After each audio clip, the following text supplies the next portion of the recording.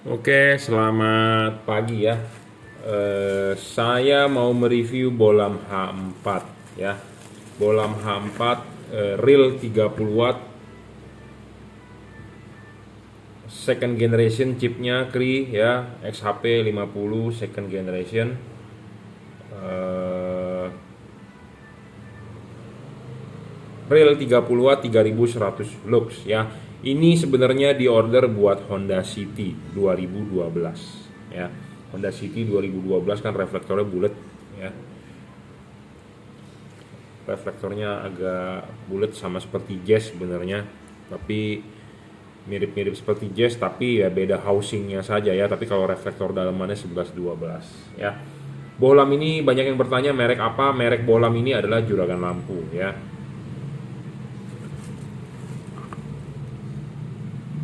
Ya, jadi merek bohlam ini adalah Juragan Lampu ya. Ya, kelihatan ya. Juragan Lampu, Juragan Lampu, Juragan Lampu ya.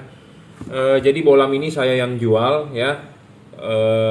Ada garansinya, Anda nggak perlu khawatir. Tapi kita mau di sini mau menjabarkan satu syarat bohlam bagus ya.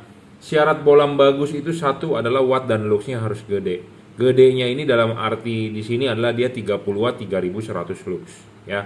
Bohlam ini sebenarnya sudah melebihi terang daripada halogen 3 kali ya. 3100 lux 30 watt ya. Banyak yang menjual bohlam semua juga bilang bagus ya. Pedagang nggak ada yang bilang jelek, tapi Anda harus tahu bagusnya itu di mana ya. Jadi banyak yang menulis di kardus yang wattnya besar-besar, tapi kenyataannya tidak sampai ya. Jadi boleh dibilang Anda dibohongi ya, seperti itu. Jadi kalau ini 30 watt itu diukur berdasarkan wattmeter ya. Ada alat yang namanya wattmeter. Jadi diukur menggunakan wattmeter, wattnya adalah 30 ya, seperti itu. Dan terangnya 3100 lux diukur menggunakan apa? Diukur menggunakan alat yang namanya luxmeter. Di depan saya ini ada ya, luxmeter, like meter. Jadi kekuatan bohlam ini itu adalah 30 watt 3100 lux ya. Banyak orang yang merasa keberatan, Pak harus dicoba di reflektor. Betul, harus dicoba di reflektor, tapi kita di sini sedang membahas dia punya kekuatannya. Kekuatannya, powernya. Jadi powernya dia 30 watt 3100 lux ya. Jadi syarat bohlam bagus pertama adalah watt dan luxnya harus gede dan sesuai spesifikasi. Nah, syarat kedua bohlam bagus harus stabil. Jadi bohlam wattnya sudah gede, luxnya sudah gede, harus stabil. Jadi dalam arti begini, Anda jalan misalnya dari Jakarta ke Bandung malam, Anda berangkat dari Jelambar, atau Anda berangkat dari rumah Anda mau ke Bandung. Pertama kali Anda nyalakan lampu 30 watt. Anda sampai di tol Selipi juga tetap harus 30 watt. Anda sampai di tol Cawang juga harus 30 watt. Anda sampai di Cikampek juga harus 30 watt. Jadi syarat kedua ini penting, stabil. Karena banyak yang menjual bohlam, oke, watt awalnya gede, 40 watt, 50 watt, 60 watt, gede diukur menggunakan wattmeter, tapi 10 menit kemudian ngedrop. Wattnya turun. Kenapa bisa turun? Satu, ya drivernya nggak stabil. Kedua, karena kepanasan, overheat, makanya ngedrop ya, seperti itu. Nah, LED ini stabil. Saya sudah coba. Saya berani ngomong begini karena saya sudah praktek. Kalau di prakteknya ngedrop, saya tidak berani ngomong. Kenapa? Karena orang-orang zaman sekarang kan pintar sekali ya. Beli dia juga ngetes. Banyak yang beli dia ngetes juga pakai wattmeter. Oh ya, ini stabil Pak, hasilnya bagus Pak ya, segala macam. Jadi apa yang saya bicarakan ini, apa yang sudah kita uji, apa yang sudah kita tes. Kalau belum pernah dites ya saya nggak berani ngomong seperti itu ya. Karena kita di sini berbicara jujur. Selalu saya mengedepankan jujur ya, kita harus juga jujur, jangan bermain curang ya, seperti itu. Ketiga, LED itu harus stabil. Kedua itu LED harus stabil. Ketiga, LED itu harus adjustable. Adjustable itu artinya apa? LED ini harus bisa disetting. Harus bisa di-adjust. Ya, kenapa harus bisa di-adjust? Karena reflektor Anda itu bawaannya adalah punya halogen. Kita mengkonversi dari halogen ke LED. Tentu LED-nya harus bisa menyesuaikan ke halogen. Seperti itu. Ya, makanya LED itu lebih bagus bisa di-adjustable. Jangan hindari sebisa mungkin beli LED yang fix fokus. Ya, saya ngomong apa adanya, to the point.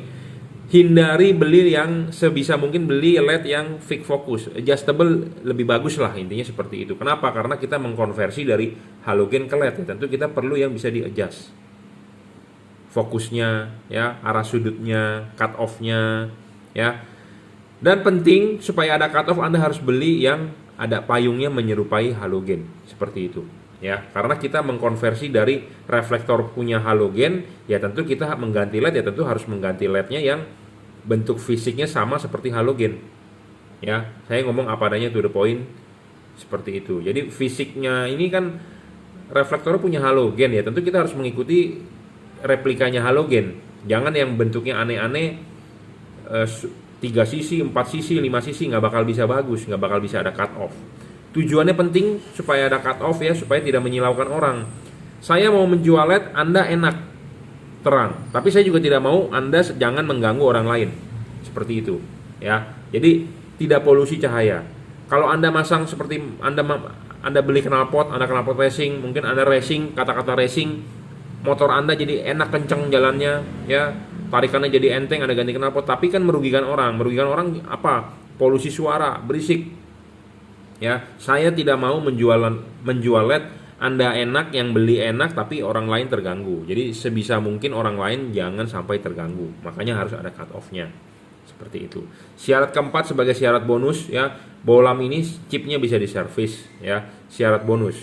Syarat kelima adalah soal bayangan gelap. Bayangan gelap ini penting, makin gelap makin besar makin merugikan. Makin tidak gelap, makin gelapnya makin kecil makin bagus. Intinya seperti itu. Ya, makin tidak gelap makin bagus, dan makin kecil bayangan gelapnya makin bagus, ya, seperti ini, ya, hasilnya. Bayangan gelapnya tidak terlalu besar, tidak terlalu gelap. Memang dia, pokoknya intinya makin tidak gelap makin tidak besar makin bagus. Kenapa? Karena hidungnya ini adalah menghalangi cahaya, ya, menghalangi cahaya.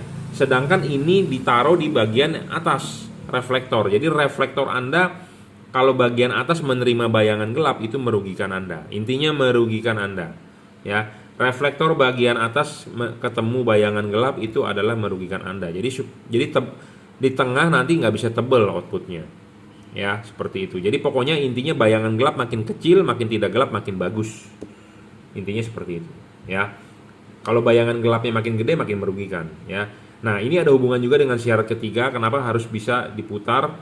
Nah, bayangan gelapnya itu kita geser ke arah jam 11 samping, jadi tidak menerima di pusat, ya. Karena reflektor itu bagian atas itu bagian paling penting, ya. Bagian paling penting, bagian yang diarsir ini bagian yang penting, ya. Di sini memang pinggir-pinggir juga penting, tapi yang penting lagi di atas, ya. Yang penting lagi di atas.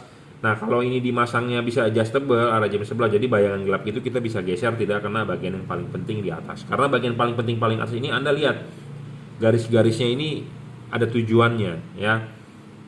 Patternnya juga ada tujuannya, jadi supaya membuat output yang di tengah itu bisa padat, ya. Seperti itu. Syarat keenam adalah tidak storing, penting. Banyak LED yang dijualan di luar sana storing. Storing terhadap apa? Terhadap radio mobil Anda. Pas pada saat lampu nyala, radio mobil Anda suaranya hilang, suaranya mengecil, ya. Ada yang komplain pada saat lampu nyala mesin mobil bergetar. Ada yang komplain pas pada saat lampu LED nyala kok injek gasnya harus dalam, ya, karena itu storing. Terus pada saat lampu nyala kok indikator di dashboard nyala, ya. Kadang-kadang orang bisa mendeskripsikan, wah, LED saya CAN bus aman. Sebenarnya bukan soal CAN bus juga, tapi storingnya itu. Kenapa? Karena mobil zaman sekarang sistemnya sudah diatur oleh komputer, ya, ECU segala macam. Jadi kalau dia storing itu artinya kan mengganggu, tidak bisa hidup berdampingan. Jadi dia mengganggu cara kerja komponen elektronik lainnya di mobil, seperti sensor throttle body, sensor sensor suhu segala macam terganggu, gitu ya. Kalau terganggu ya jadi kerjanya nggak benar, jadi mempengaruhi kerja mesin Anda. Yang paling gampang adalah pas pada saat lampu dinyalakan radio itu terganggu atau tidak. Kalau terganggu itu namanya storing, itu aja. Ya, ketujuh adalah soal pendinginan. Nah, ini paling penting soal pendinginan, ya. LED ini dipasang kan begini, Ya, ini dilepas dulu, pasang dulu ini ke reflektornya. Ya, ke reflektornya pasang kuncinya, baru pasang karet. Ya, baru pasang karet. Ya, nah jadi kipas itu harus di belakang karet. Ingat, kipas di belakang karet, bukan kipas di dalam karet. Ya, nah ini masuk begini. Nah, masuk. Nah, bohlam ini ya, Anda lihat di sini masih ada sisa heatsink ya, masih ada sisa heatsink. Heatsink ini makin tinggi, makin banyak, makin bagus. Kenapa saya bilang makin bagus?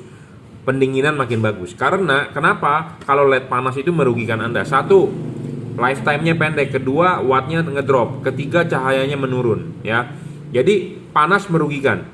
Makin panas makin rugi. Nah, makanya dia ada namanya kipas. Kipas ini adalah untuk pendinginan. Ya, untuk pendinginan. Kenapa sih semua LED ada kipas ya? Karena untuk pendinginan. Nah, pendinginan ini si kipas berputar. Angin itu akan ditiupkan ke sini. Dia akan keluar di sirip-sirip sini.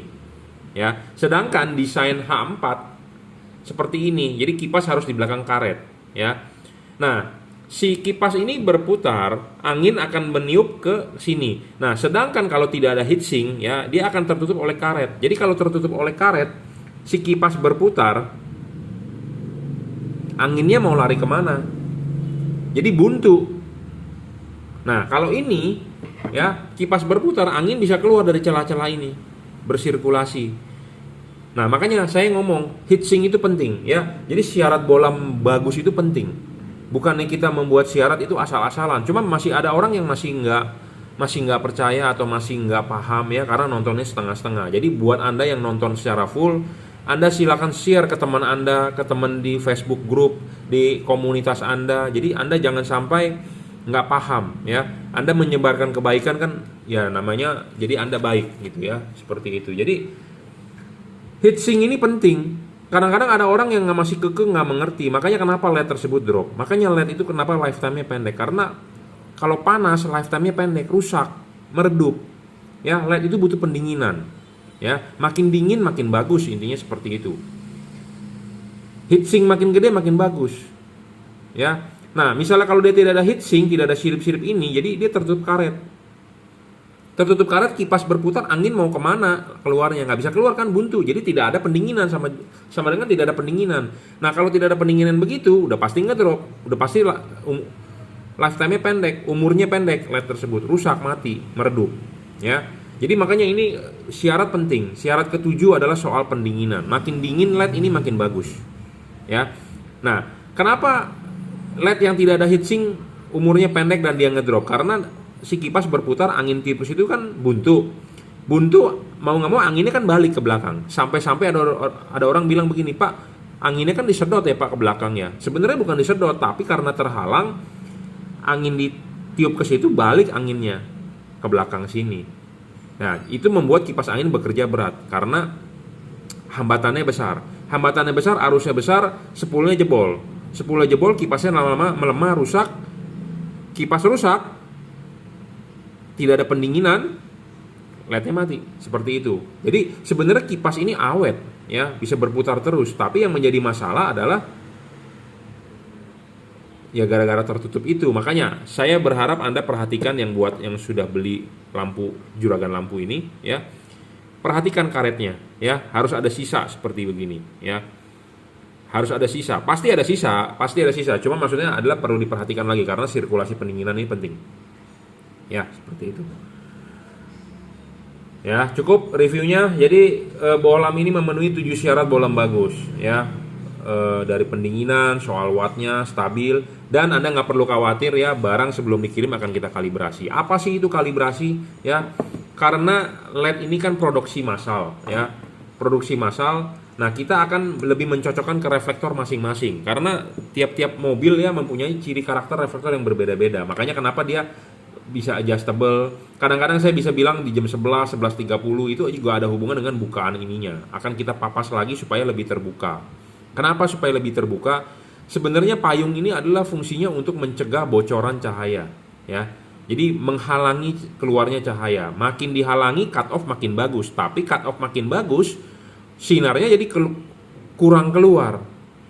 kurang keluar, terhalangi. Ya, kita memaksimalkan dengan ini. Jadi kita papas sedikit supaya sinarnya lebih keluar, lebih terang, tapi tanpa menyilaukan. Ya, tanpa menyilaukan, masih ada cut off-nya seperti itu. Ya, seperti ini 5500 Kelvin masih tembus hujan dari testimoni ya. Tapi kalau Anda takut khawatir ya, saya lebih menyarankan Anda beli fog lamp-nya tambahkan GL3 ya.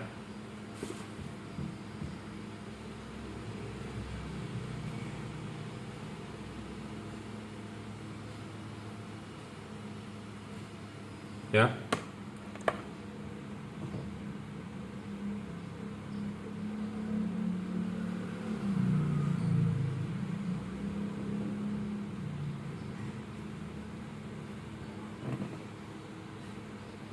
Oke.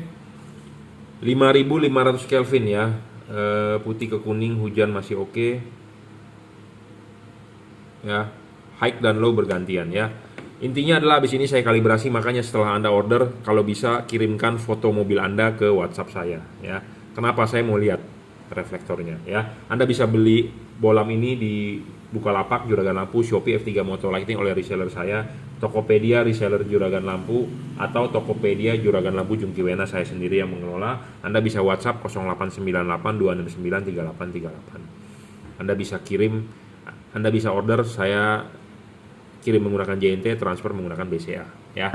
Oke, terima kasih.